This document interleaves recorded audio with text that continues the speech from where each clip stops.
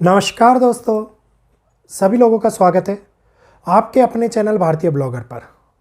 मैं हिमांशु शर्मा आज आप लोगों को एक ऐसी जानकारी देने के लिए आया हूं, जो जानकारी हम लोगों को उन कठिन पड़ावों की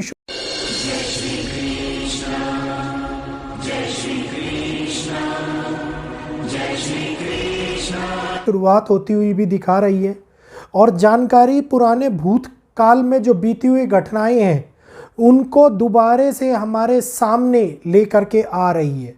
जी हाँ, घटनाएं जब भी अपने आप को दोहराती हैं तो दुनिया के अंदर हालात पुराने टाइम जैसे बनते हुए नज़र आते हैं, क्योंकि समय चक्र जब भी अपनी चाल चलना स्टार्ट करता है तो वो ये देखता है कि पुराने समय के अंदर कैसा हुआ था। अब उस समय को दोबारा से दोहराया तो नहीं जा सकता, लेकिन उस समय जैसे समीकरण हमारे सामने दुनिया के अंदर उसी प्रकार की छवि को लेकर के आते हुए दिखाई देते हैं।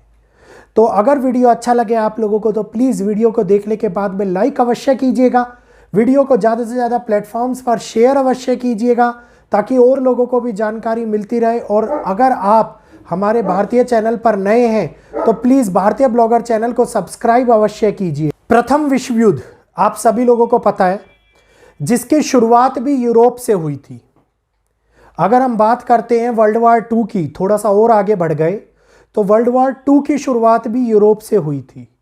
और अब लगातार चर्चा में आता हुआ फिर से यूरोप, क्या ये वही समीकरण दोबारा से बना रहा है जिसमें वर्ल्ड वार थ्री की शुरुआत भी यूरोप से होती हुई नजर आ रही है? और अगर ये शुरुआत भी यूरोप से हुई तो वर्ल्ड वार टू के अंदर तो केवल वेस्ट ने, अमेरिका ने हिरोशिमा और नागासाकी के ऊपर बम गिराया था, लेकिन अब तो पूरा विश्व परमाणु बम की चपेट में आता हुआ नजर आएगा।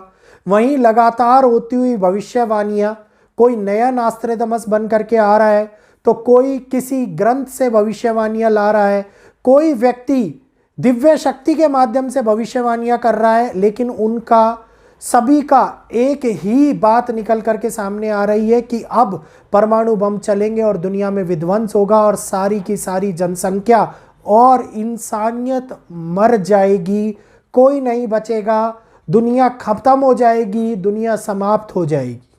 यहीं पर वैदिक एस्ट्रोलॉजी के माध्यम से मैंने आप लोगों को वीडियो बताया था, पुराना वीडियो दिया था, जिस वीडियो के अंदर मैंने स्पष्ट रूप से सीरिया का नाम लिया था। कल वो वीडियो आप लोगों को सुनाया भी गया था और ये भी बोला गया था कि इस महीने के अंदर 27 नवंबर के बाद का वो समय जो 5 दिसंबर तक का था, इसी मध्य में एक नया मोर्चा खुलता हुआ नजर आएगा। और ठीक वैसे ही सीरिया वाला मोर्चा आप लोगों ने देखा खुलता हुआ नजर आया है।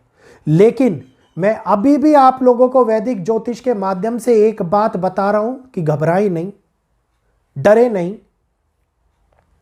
अभी वो समय निकल करके हमारे सामने नहीं आया है जिसके अंदर विश्व युद्ध की आग पूरी दुनिया को जलाती हुई नजर आए, जिसके अंदर परमाणु बम फटते हुए नजर आए।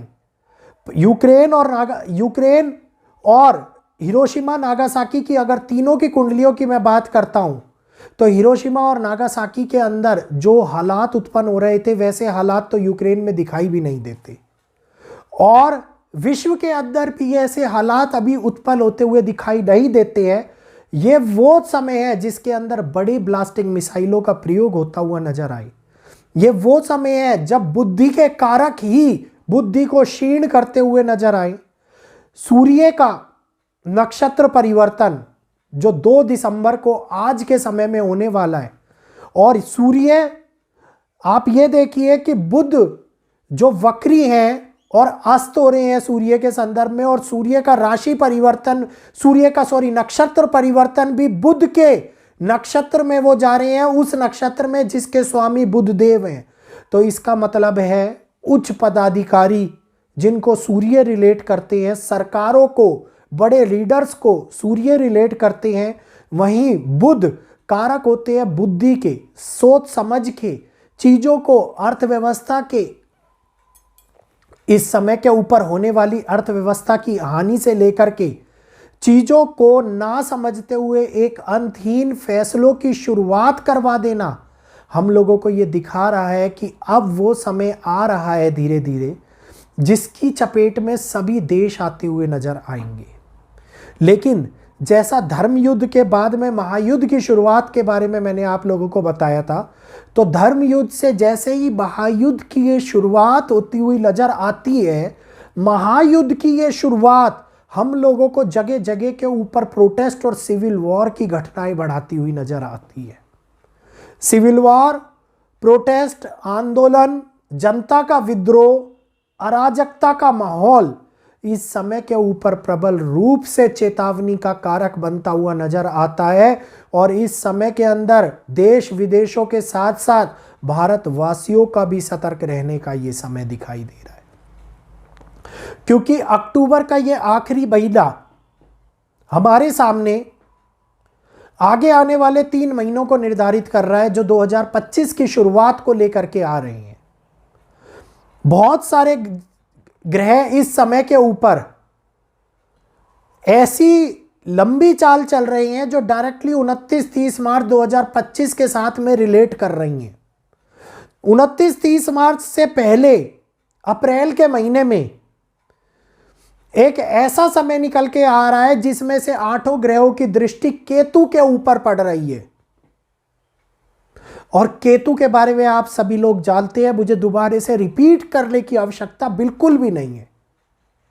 तो जब 8 ग्रह केतु के ऊपर दृष्टि डाल रहे होंगे तो इसका प्रभाव दुनिया के अंदर विचित्र तौर के ऊपर विचित्र घटनाओं को अंजाम देता हुआ, समय सारणी को थामता हुआ, चीजों को, हालातों को बदलता हुआ नजर आता दिखाई देता है। और उसके बाद में मीन राशि, जल तत्व की राशि, कई ऐसे ग्रह जो जल राशि के अंदर विराजमान है, जिसके बाद में आप ये मानिएगा कि उस समय के ऊपर जल के कारण होने वाली हानि तो दिखाता ही दिखाता है, लेकिन जब इस कुंडली को बनाते हैं तो इस कुंडली के अंदर श्रापित दोष, पापी दोष, ये कुंडली ही श्रापित बनती हुई दिखाई देती है। तो इस समय के अंदर, इस सदी में जैसे ही 2019 पार हुआ है, विचित्र प्रकार की खगोलीय घटनाएं हमारे सामने होती हुई दिखाई दी हैं।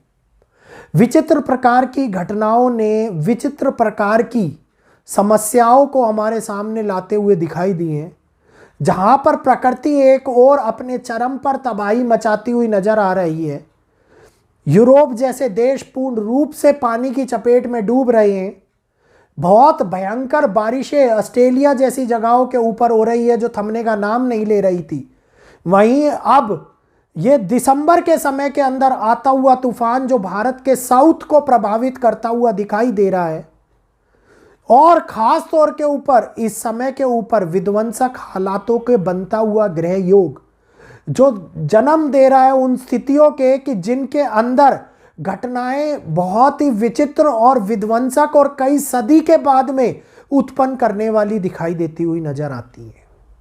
तो समय नेगेटिविटी का है, यहीं पर इसको पॉजिटिविटी में बदलने का समय आज ही के दिन से, अध्यात्म के साथ में जुड़ने का समय, अध्यात्म को बढ़ाने का समय बहुत प्रबल रूप से कारक बन रहा है। अब यह आपकी मानसिकता और आपकी बुद्धि के ऊपर डिपेंड करता है